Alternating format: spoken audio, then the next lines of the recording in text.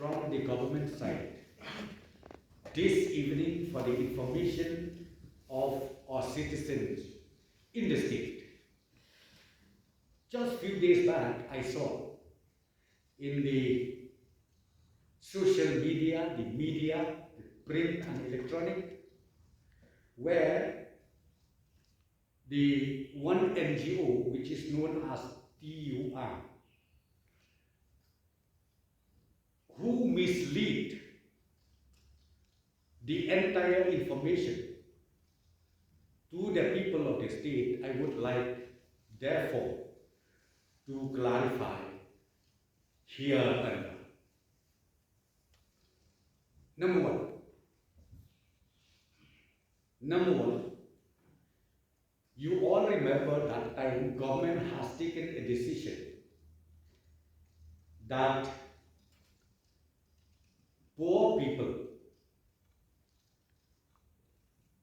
who have lost their livelihood during that lockdown,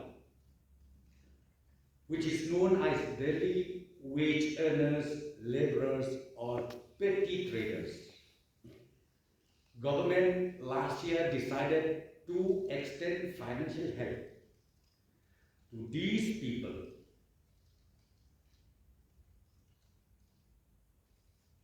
And we have created that time a dedicated line where they can apply online, or they can even call over telephone, or they can even submit their application through the local headman, Rangad, and also through the zonal office of the Labour Department, or through the district office of the Labour Department. And I would like to inform here that the total application last year we received was 2,33,194. 2,33,194. I would like to tell you and to explain you more details.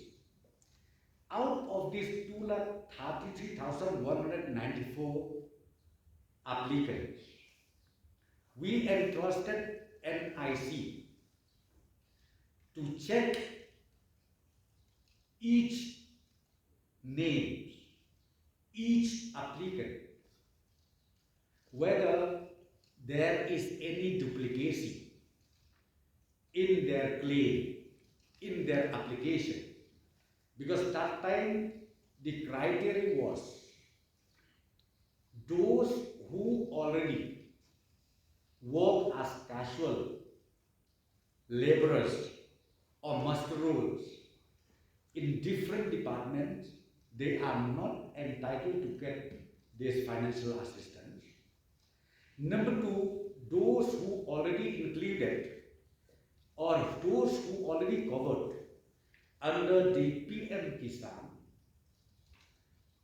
or those who already covered under the building construction workers,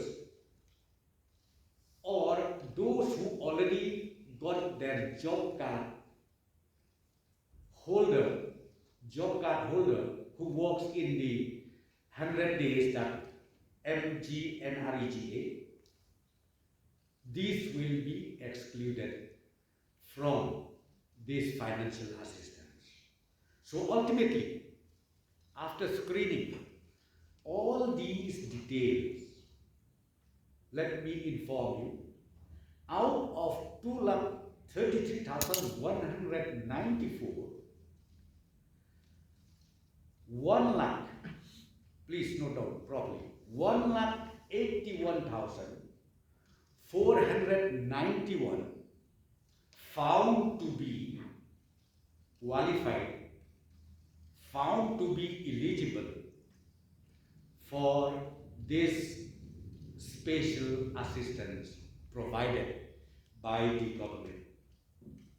So out of 1,81,491, till today, we have already transferred 1,45,161 beneficiaries, and the balance of 36,330, it is being transferred till today.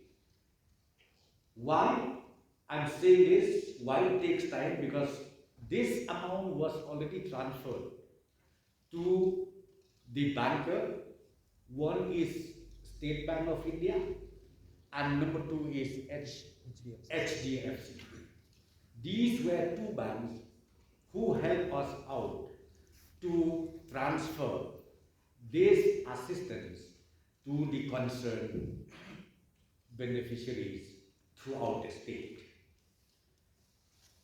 So therefore, the misleading statement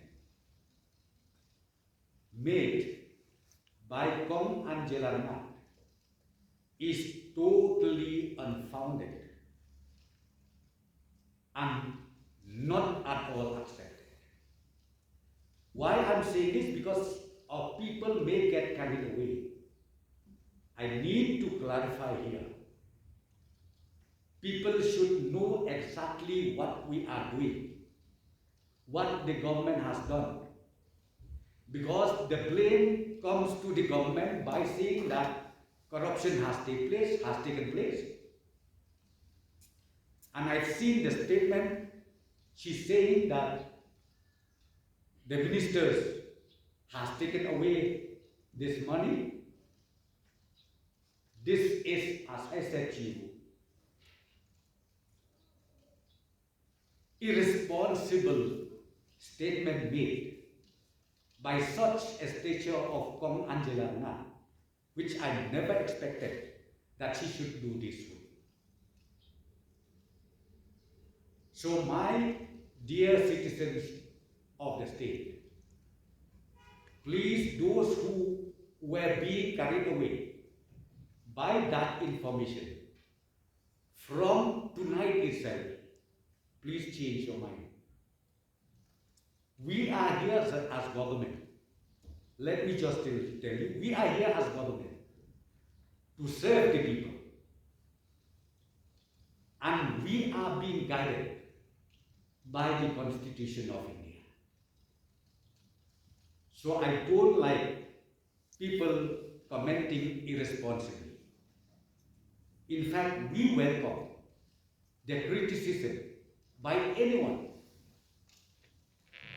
But the criticism should be constructive. It should be constructive.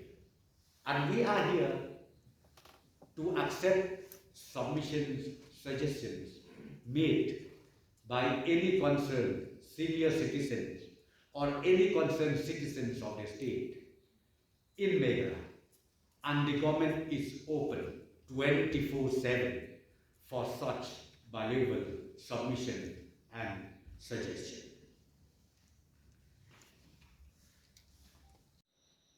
This evening, the Deputy Chief Minister took almost 45 minutes to clarify on the RTI findings which we from TUR had put out in the public domain, which talks about the fact that the income support which was promised last year during the first lockdown by the government of 2,100 to daily wages and 5,000 to construction labourers who are registered with the BOCW in the Labour Department were to get. Now, we had filed this RTI and we got this list from the government itself, and we put it out in the public domain and people responded. Many who couldn't find their names on that list told us so. Those who could find their names sent us information that what was booked against their names of 2,100 or 5,000 is untrue because they have either received only 700 or 1,400. So our question to the government was, where is this money? And it is very sad because the Deputy Chief Minister just a few days ago was taunting the poor, saying that it is a difficult time for both poor and rich, so you better go and eat vegetables. The next day, he further said that the government can't do anything, you'll better look out for yourselves, and we have arranged a few things of support. Do you expect us to even come and feed you? These were some very harsh words from a representative to people at a time such as this, which is so trying, so difficult. He even later, when we put out the RTI, put the blame on people that for those who didn't get, it is most probably their fault because they have given wrong bank account numbers, etc. Now, number one, what we are saying is not fake news as claimed by the Deputy CM, because it is based on an RTI on documents which were provided by the government to us. And based on that, people responded by checking out that list. Now, the Deputy Chief Minister says that look at the notification which talked about the income support, that there were certain categories of people they were to give to: hawkers, daily wages like domestic help, and all that, but that it was restricted to that category and it will not extend to people who have a job card or who are farmers being supported by the PM Kisan scheme. But he also said that people under AAY are not to receive this support as per the notification. And that also is a wrong claim, because please go and look at the notification. There is no such thing that bars people with an AAY card to reach out for this assistance. In fact, AAY card holders are people who receive that the grains for the poorest of the poor. So actually they should be having access to this income support anyway. So even that is a wrong claim by him at this point of time. Now, all the people who have reached out to us are people who don't have job cards, who have fulfilled the criteria, who have provided Xerox copies of their bank accounts. They either registered via phone or WhatsApp as was asked by the government. Some of them even went to the Labour Department offices in various districts, and some took the help of the Shnongs because the government had told the Shnong to register. So now the question is this: for people whose names have appeared and didn't get this full amount, where is the remaining money? For people whose names have not appeared at all, but who fit the criteria, you have to answer why you rejected these names. On what basis? So it is not enough to just start panicking and also making this so personal by telling me that perhaps I don't know law. Let me tell him that I have a degree in law. I had already been abroad on a scholarship, so I'm educated enough, I think.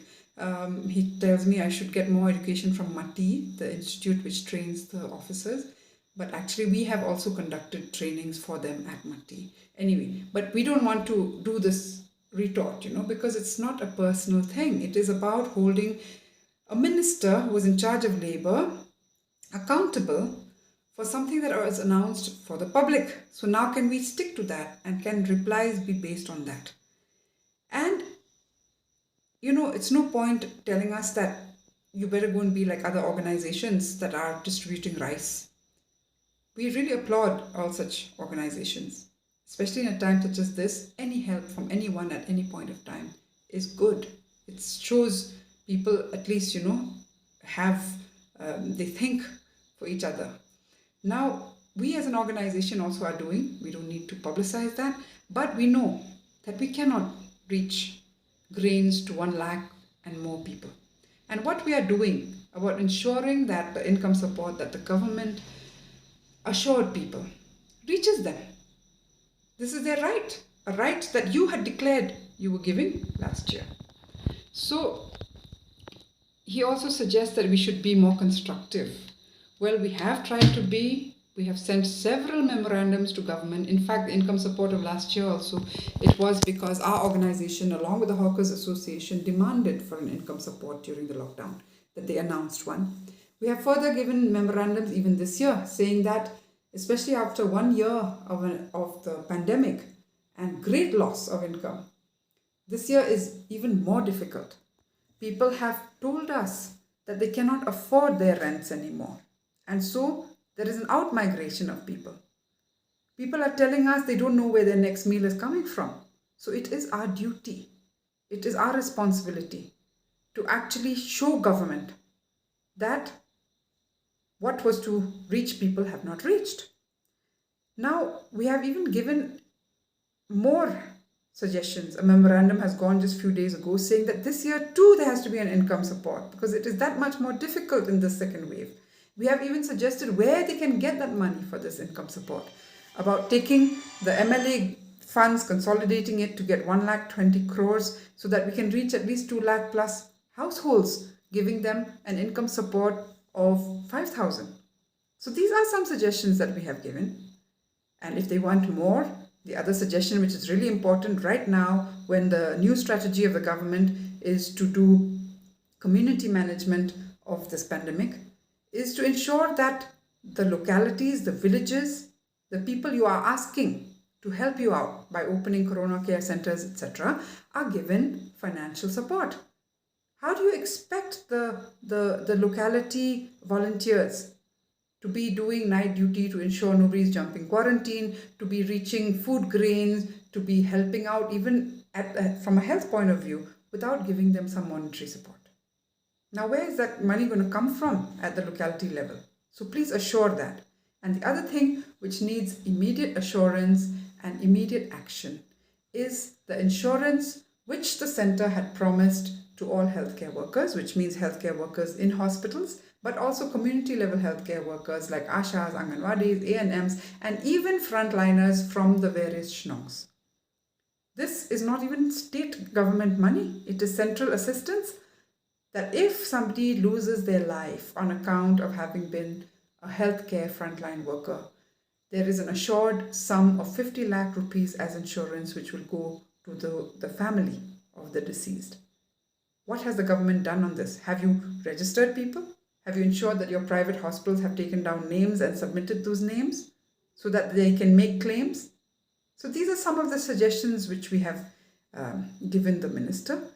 And it is sad that he felt a little offended that we asked for his resignation. But in a democracy, I think all of us have a right to ask for accountability of our ministers. And if we think that he as a Labour minister has failed, we have every right to ask him to step down. It is not really about a tutu meme, as they say, although he's trying to provoke us and say, why don't you contest the 2023 elections? All I can tell him is that we will see about that. But right now, what is essential and important is that the state government gets its act together and ensures that not a single life is lost to hunger in the state during this pandemic.